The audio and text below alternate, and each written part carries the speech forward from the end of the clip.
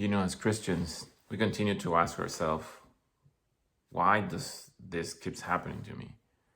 Why do I get in so much trouble? Why I cannot let go of my sin? Sometimes we feel like it's just a punishment after a punishment that we're receiving, and sometimes we feel that it's coming even from God.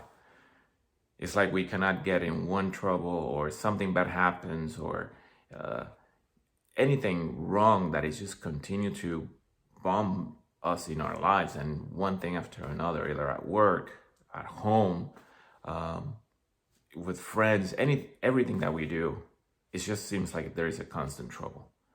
And there is a constant agony that is just hitting us one after another. There's a verse in the Bible that actually talks about this, and it actually helps us to grow. And I know a lot of these things happen. Sometimes there's a reason. We know that God has a control of everything. But why does it keep happening? What is God trying to do with me? And I have gone through these struggles, and I have suffered. And sometimes I go into my knees and continue to ask God, why? Sometimes it just feels that He's not listening. Sometimes you just feel like you're all by yourself. Like I'm praying, but my prayers are not answered.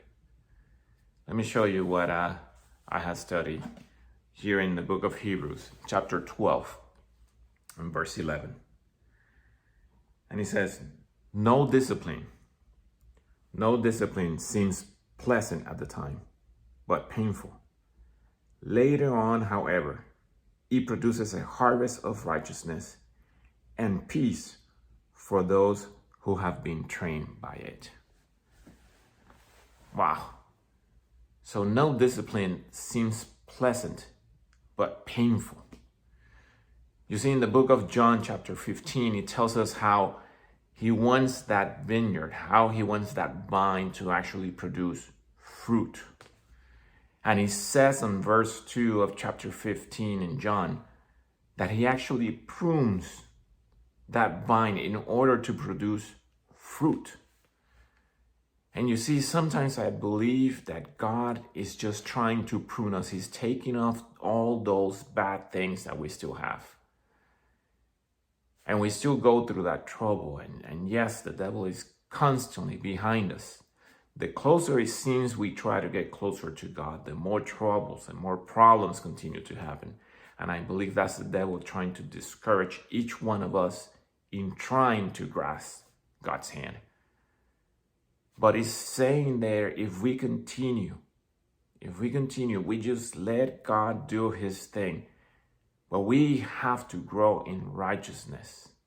We have to attach to Jesus and let Him do the work.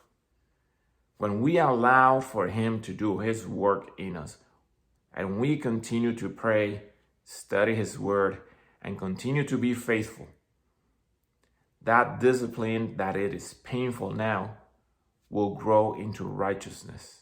That righteousness will grow into that faith that eventually, whatever will come into our lives, we have full dependence that God is always with us.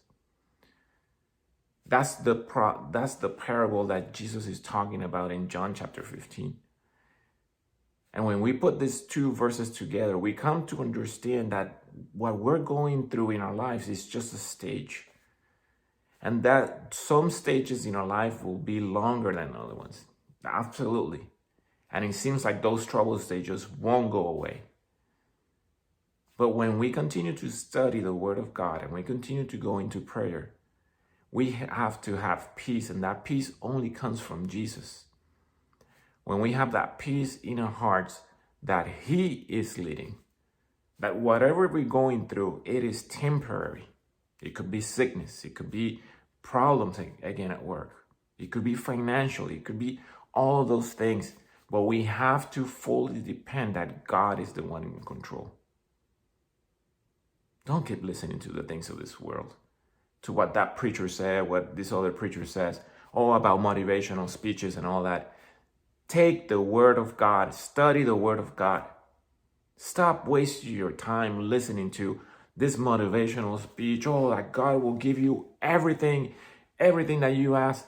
Yes, he will, because that is a promise. But when you commit fully to God, he's not just going to give you everything we just ask. He knows what's best for us. And that only comes by us walking with God, spending time with him in prayer, in his word.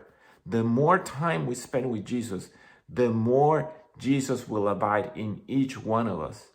And when we ask, it won't be just us asking. It is Jesus living inside of each one of us. He's the one that is asking to God his Father. Have you thought of that? That truly, if we believe what John chapter 15 says of Jesus wanting to abide in us, it is not longer me that is asking directly to his Father. It is Jesus himself asking for his Father in behalf of each one of us. That's the love that Jesus has for you and for me. That when we allowed him to truly abide in us, he will go directly to his Father. Not only ask for our forgiveness, but also ask for the things that we want and the things that we need. That's Jesus. That is the Jesus that is taking you through this step.